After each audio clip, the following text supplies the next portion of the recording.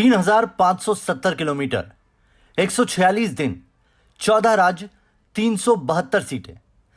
कन्याकुमारी से कश्मीर तक एक यात्रा, सैकड़ों कहानियां। पर सवाल एक, क्या खोया, क्या पाया? राहुल गांधी की भारत जोड़ो यात्रा 30 जनवरी को जम्मू कश्मीर के श्रीनगर में पूरी हो गई। तमिलनाडु के कन्याकुमारी से 7 सितंबर को शुरू हुई इस यात्रा ने करीब 3,570 किलोमीटर का सफर तय किया है। कुल 146 दिनों के इस सफर में राहुल ने 14 राज्यों की सीमाओं को छुआ है।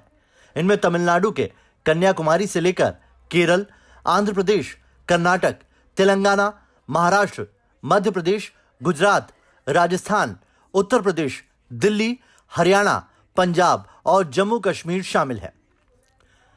राहुल ने कहा कि उनकी यात्रा का मकसद सियासी नहीं है, लेकिन जानकार बताते हैं कि देश के दक्षिण से उत्तर तक यात्रा के जरिए कांग्रेस 372 लोकसभा सीटों पर फोकस कर रही थी। वहीं कांग्रेस के आला नेताओं की माने तो इस यात्रा के जरिए कांग्रेस ने राहुल गांधी की नई इमेज तैयार करने की कोशिश की, जिसमें काफी हद तक उन्हें कामयाबी मिली भी। जो मुझसे नफरत करते हैं उनको क्यों ना मैं एक मौका दूं कि मेरी सफेद शर्ट का रंग बदल दें, लाल कर दें, क्योंकि मेरे परिवार ने, गांधी जी ने मुझे सिखाया है कि अगर जीना है तो डरे बिना जीना है, नहीं तो जीना नहीं। यक्ष प्रश्न ये है कि क्या राहुल अब विपक्ष को लीड कर प्रधानमंत्री पद के कैंडिडेट की दावेदारी कर पाएंगे?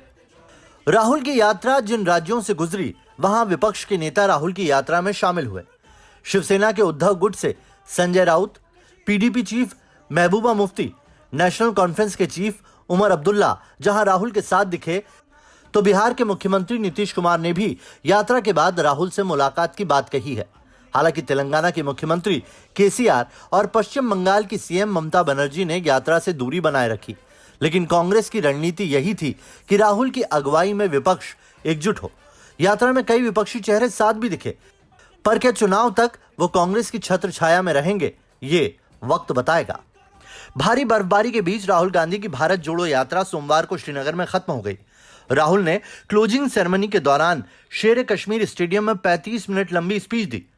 उन्होंने कहा, गारंटी देके कह सकता हूं कि बीजेपी का कोई नेता ऐसे नहीं चल सकता है। इसलिए नहीं क्योंकि जम्मू कश्मीर के लोग उनको चलने नहीं देंगे, इसलिए क्योंकि वो डरते हैं।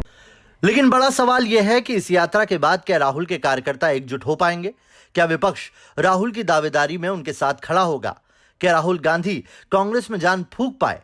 सवाल कई हैं, पर जवाब आने वाले विधानसभा चुनाव और 2024 के आम चुनाव के बाद ही मिल पाएंगे।